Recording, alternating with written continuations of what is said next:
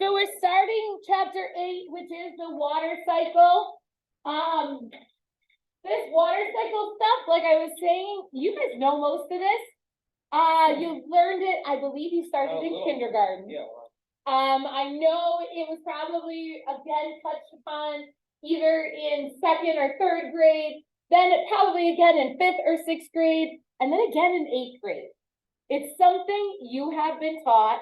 Maybe each year they added a little bit more detail. This year, I'm titrating it up just a little bit more for you and adding a couple more words. So here's a picture of the water cycle. There are 6 things going on in this water cycle. I'm guessing you already know some of them. Here's step number 1. What's happening in number 1? All right, you do already know this. I'm gonna label that right there. Good. I'm glad you know that one.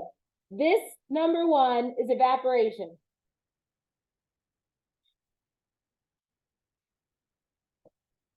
Number 2 is labeled water from plants. Come on in. You got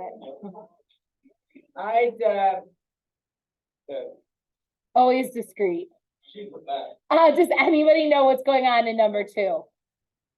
Number 2 is precipitation. It's not precipitation. That's probably number 4. Is it evaporation again? Nope, not evaporation again. We'll come back to it. Wait, what is condensation? 3.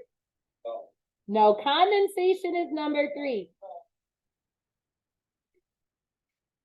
All set? Or not yet? Awesome. Good job, babe. All right, what's number 4? That one, yeah, you guys should know that one too.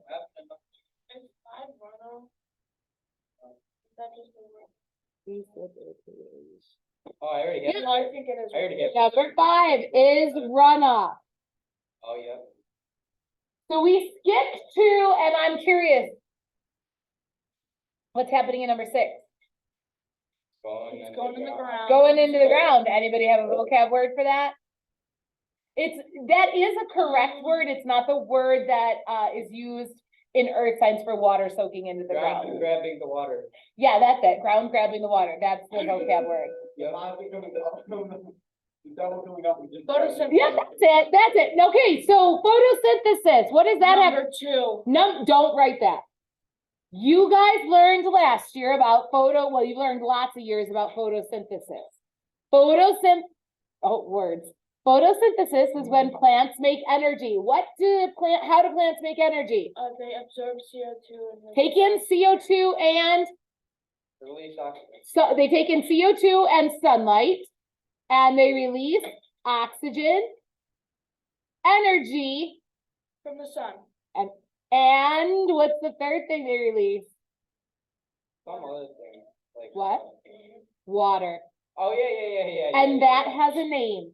That is called that process is photosynthesis. Well, when that water, Photo evaporation.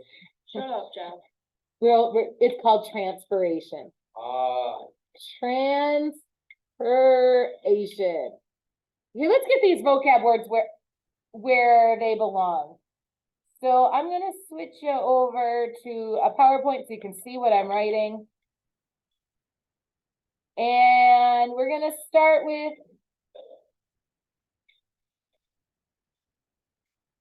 Am I struggling here? There you go.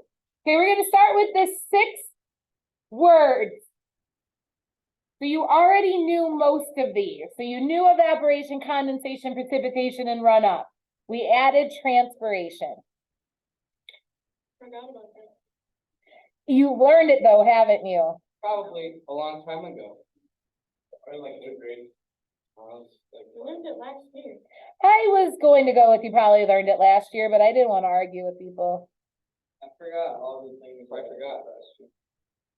Same. Basically, I forget everything over the summer. I don't really care about school or something. And then the last word, which you guys established, is the water soaking into the ground. Told Keith absorption was a good word, but the word that we're going to use this year for it is infiltration. What's it? No, Huh? Yeah, we talked about that? water filtering into the ground. So we need just to get a few definitions in here. Evaporation, which I'm assuming you already pretty much knew, is the change in phase from liquid water to water vapor.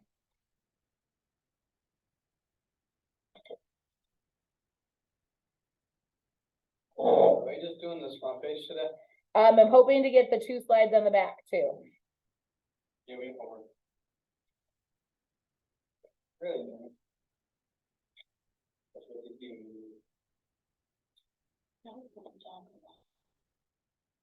Now, transpiration, I like to call this plant sweat.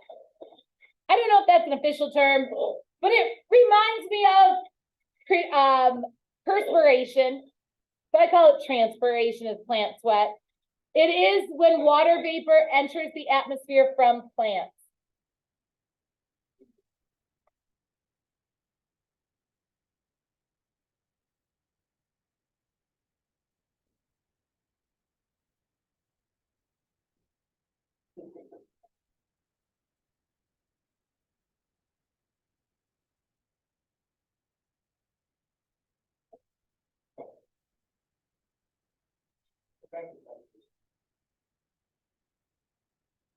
Condensation, again, we already learned that one.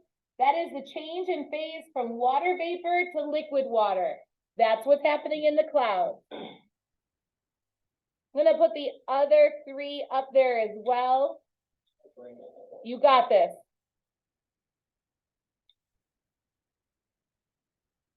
Whoa.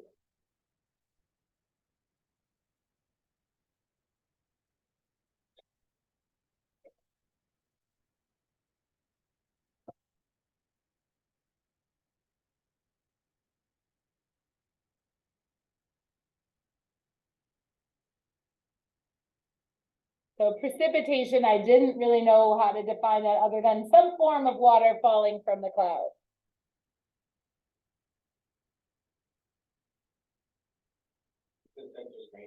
But it's not just rain, because it is snow, sleet, hail, etc. Meatballs too. Meatball. Runoff is water that is running off of the land. It is any form of water that flows over the land into a larger body of water. So a stream is a form of runoff, or a flood is a form of runoff, or the puddle in the parking lot that eventually flows into the storm drain is runoff. What? What's up?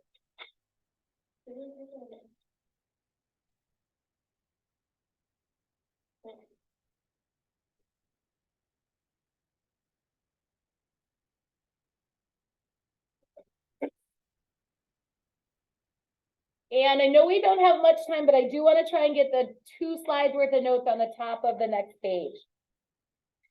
Because it rained last night. I'm looking outside, I barely see any evidence of rain. Where'd it go? The Right ground. off. Okay, one thing that could happen is it could Evaporate. dry up, which is evaporating, or it could go into the ground.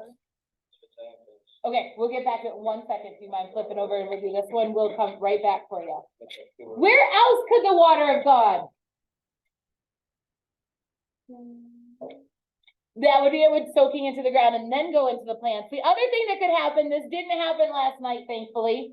It could be stored as a solid in the form of ice or snow. And then the last thing that could happen is it could roll across the surface as runoff. So it could run across the parking lot and either enter into the stream that's near the parking lot or down the storm drain. Or into the grass. Or into the grass, yep. So it's gonna run off first, then soak in. Yep, I do wanna try to get one more slide worth in. So it rained. You told me one thing that could happen to that rain is it could evaporate. How can we speed up evaporation? What can you do to water to make it evaporate faster? Heat it up. Heat it up. We could have what's called dry air. If you've ever used a dehumidifier, it's removing the water from the air. The drier the air, the faster the water is going to evaporate.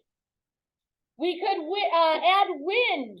Wind will cause that dry air to circulate over the puddle or whatever needs to dry off, and we have more dry air. Higher temperature, if you heat it up, because remember, warm air can hold more water than cold air. And the other one is increase the surface area. You do have homework. It is the rest of page 2 and page 3. There are 7 questions. Yep, let me It's go. like 2 words.